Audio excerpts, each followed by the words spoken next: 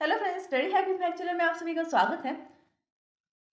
Last video में जो topic कर रहे थे वो था इनलाइन फंक्शन क्या होता है।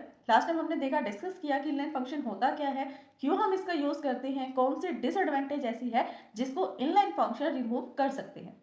इससे रिलेटेड कुछ इंपॉर्टेंट पॉइंट्स रहते हैं हमारे, उसको हम डिस्कस करते हैं इस वीडियो में। तो चलिए वीडियो को स्टार्ट करते हैं और देखते हैं कौन से इंपॉर्टेंट पॉइंट्स है with an example. Remember that the inline keyword merely send the request, not a command to the compiler. हमने क्या कहा था लास्ट टाइम पे, जब हमने सिंटेक्स देखा तो सिंटेक्स में हम क्या कर रहे थे, हम इनलाइन लिख रहे थे, इनलाइन के बाद आगे फंक्शन का नेम लिख रहे थे, कोई भी फंक्शन, देन उसकी यहाँ पर डेफिनेशन, ऐसे लिखा था हमने, है ना। तो ये इनलाइन कीवर्ड हमने क्यों लगाया था, क्योंकि हम चाहते थे कि जो एक लाइन का फंक्शन है, वन लाइन में जो डिक्लेयर डिफाइन हो चुका है सिर्फ एक लाइन के स्पेस में, वो एक तो मेमोरी में स्पेस कम ले, और दूसरा जब हम उसे कॉल करें तो वो कॉल टाइम पे, एग्जीक्यूशन के टाइम पे इजिली एग्जीक्यूट हो जाए, जल्दी से एग्जीक्यूट हो जाए। ठीक है, यही था हमारा मोटिव।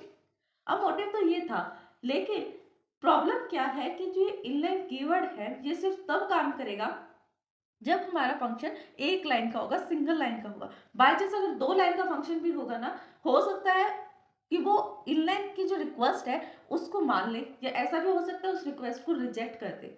लेकिन जो एक सिंगल लाइन का फंक्शन होता है उसमें तो गारंटी होती है कि आपका फंक्शन जो है वो इनलाइन बन जाएगा। एक लाइन से ज्यादा बाकी जो हम उसके अंदर ऐड कर देंगे, number of lines code add कर देंगे, देन ये गारंटी नहीं है वो कंपाइलर इनलाइन जो आपकी रिक्वेस्ट आपने सेंड की है वो मान ले।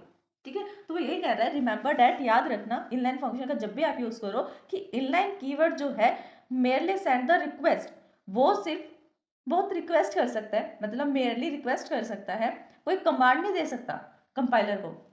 इनलाइन जो कीवर्ड है, फंक्शन को बनाने के लिए हम इनलाइन कीवर्ड यूज करते हैं ताकि वो इनलाइन फंक्शन बन जाए। तो वो क्या कर सकता है, वो सिर्फ एक रिक्वेस्ट सेंड कर सकता है कंपाइलर को कि कंपाइलर प्लीज इस वाले फंक्शन को इनलाइन बना दो जिससे जल्दी एग्जीक्यूट हो जाए और स्पेस भी कम ले। लेकिन ये कंपाइलर पे डिपेंड करता है कि कंपाइलर उसकी रिक्वेस्ट को एक्सेप्ट करेगा या फिर वो रिजेक्ट करेगा। दोनों ही केस किस पे डिपेंड करेंगे, कंपाइलर पे। इसलिए हमें ये याद रखना है कि ये गारंटी नहीं है, हो सकता है एक लाइन वाले फंक्शन में भी कंपाइलर जो है उसको सपोर्ट ना करे, ऐसा भी केस पॉसिबल है। तो इसलिए इतना याद रखो कि ये एक रिक्वेस्ट है, कोई कमांड नहीं है। यूजर का रिक्वेस्ट कर सकता है सिर्फ यूजर, कंपाइलर से कोई कमांड नहीं कर सकता कि हाँ इस फंक्शन को इनलाइन बनाओ ही बनाओ। वो सिर्फ रिक्वेस्ट कर सकता है इस फंक्शन को जो है आप इनलाइन बना दो। द कंपाइलर में इग्नोर दिस रिक्वेस्ट, ये है पॉइंट। हो सकता है कि कंपाइलर जो है इस रिक्वेस्ट को इग्नोर मार दे, वो सोचे कि हाँ रिक्वेस्ट तो करी ही नहीं थी, क्या है ये, मैं तो नहीं बनाता इसको inline. If the function definition is too long and too complicated, और किस केस में वो उसको इग्नोर मारेगा, जब फंक्शन की जो भी डेफिनेशंस होंगी वो बहुत ज्यादा लॉन्ग होगी या फिर बहुत कॉम्प्लिकेटेड होंगी। ठीक है, फर्स्ट केस बहुत ज्यादा लंबी डेफिनेशंस है, एक ही लाइन में बहुत ज्यादा लंबी है, तो वो क्या फायदा रहेगा। देन और क्या बोल रहा है कि टू कॉम्प्लिकेटेड, एक ही लाइन में है या कॉम्प्लिकेटेड है, बहुत लॉन्ग है उस टाइम पर, और then compiler the function as normal function, वो रिक्वेस्ट को इग्नोर करेगा और उस फंक्शन को भी बाकी सब फंक्शन की तरह ही ट्रीट करेगा कि ये तो एक नॉर्मल सा फंक्शन है।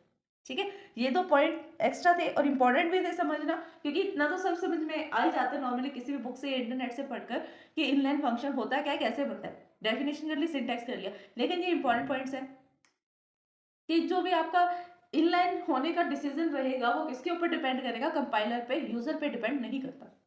नेक्स्ट वो क्या कह रहा है कि सम ऑफ द सिचुएशन जहां पर इनलाइन फंक्शन जो है एक्सप्रेशन वो वर्क नहीं करता, कौन कौन से सिचुएशन में नहीं करता। For the function returning value if a loop switch go to exit, जब कभी भी कोई भी फंक्शन इस तरह से बना हो कि एक तो वो वैल्यू को रिटर्न कर रहा है, फर्स्ट पॉइंट, अगर वो किसी लूप में है, सेकेंड पॉइंट, स्विच केस में उसका यूज किया गया है या फिर गोटो स्टेट में उसका यूज किया गया है, देन इनलाइन फंक्शन उस फंक्शन पर वर्क नहीं करेगा। ये प्री डिफाइंड कंडीशंस है। ठीक है, ये तो माननी पड़ेगी कि जब कभी भी किसी फंक्शन में कोई वैल्यू रिटर्न हो रही है, वो वैल्यू उसको कैलकुलेट करके रिटर्न करनी पड़ रही है, देन हो सकता है वो किसी लूप में बना रखा हो हमने, लूप में अंदर फंक्शन हो, स्विच केस में हो सकता है ना, और गो टू स्टेट में, गो टू एग्जिट स्टेट में भी हम इनलाइन फंक्शन का यूज नहीं कर सकते, फंक्शन को इनलाइन नहीं बना सकते। For the function not returning value if return the statement exit, और ऐसा भी हो सकता है कुछ ऐसी उसके अंदर वैल्यूज तो नहीं है रिटर्न करने वाली कि उस फंक्शन को वैल्यू रिटर्न करनी पड़ेगी, लेकिन ऐसा भी हो सकता है कि फंक्शन में कुछ रिटर्न स्टेटमेंट लिखी है, जैसे रिटर्न हम जीरो लिख देते हैं ना, रिटर्न जीरो, रिटर्न वन, इस तरह की वैल्यू लिखी है, तब भी हम नहीं कर सकते उसको call. If the function contain the static variables, ये भी एक पॉइंट है कि जब कभी भी कोई स्टैटिक वेरिएबल होगा उस फंक्शन के अंदर, तब भी हम उसको नहीं कॉल कर सकते। स्टैटिक वेरिएबल बाहर भी होगा, ग्लोबल वेरिएबल की तरह भी होगा, तब भी हम उसको यूज नहीं कर पाएंगे।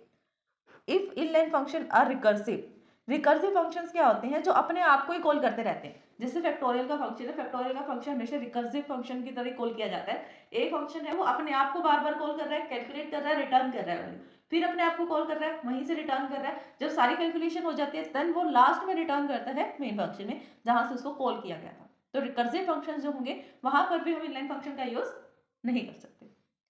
अब हम इसके एक एग्जांपल देखते हैं कि एग्जैक्ट में हम यूज कर कहाँ सकते हैं इस इनलाइन फंक्शन का। पहले इतनी सारी फाउंडेशन लगा दी, जितनी चीजें होनी चाहिए थी प्रोग्रामिंग में सब जगह, तो उसने बाउंड लगा दिया, फाउंडेशन लगा दी कि हम इसका यूज नहीं कर सकते।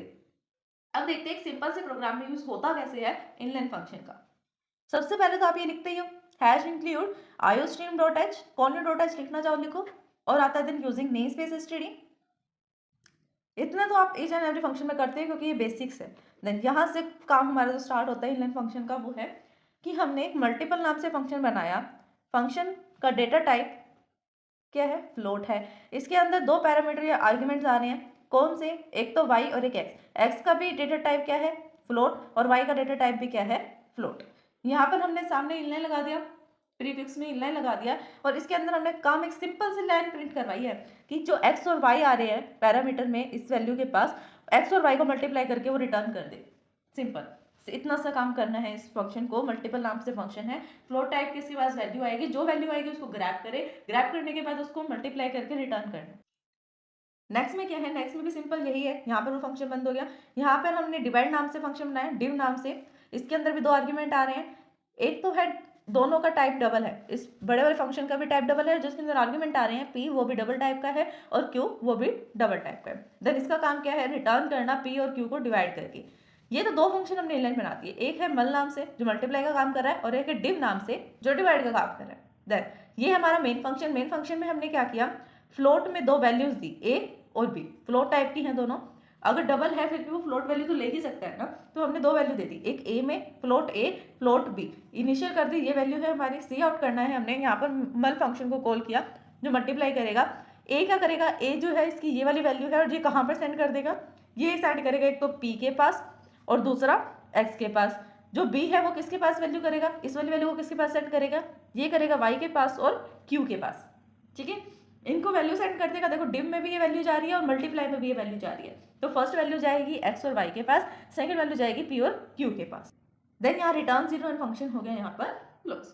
आई होप कि आप इनलाइन फंक्शन समझ में आया होगा। अगर आपको हमारी वीडियोस पसंद आती है then like share and comment करें। फिर भी अगर आपको इस वीडियो को समझने में कोई भी डाउट आता है देन आप हमें कमेंट कर सकते हैं। Thanks for watching my video.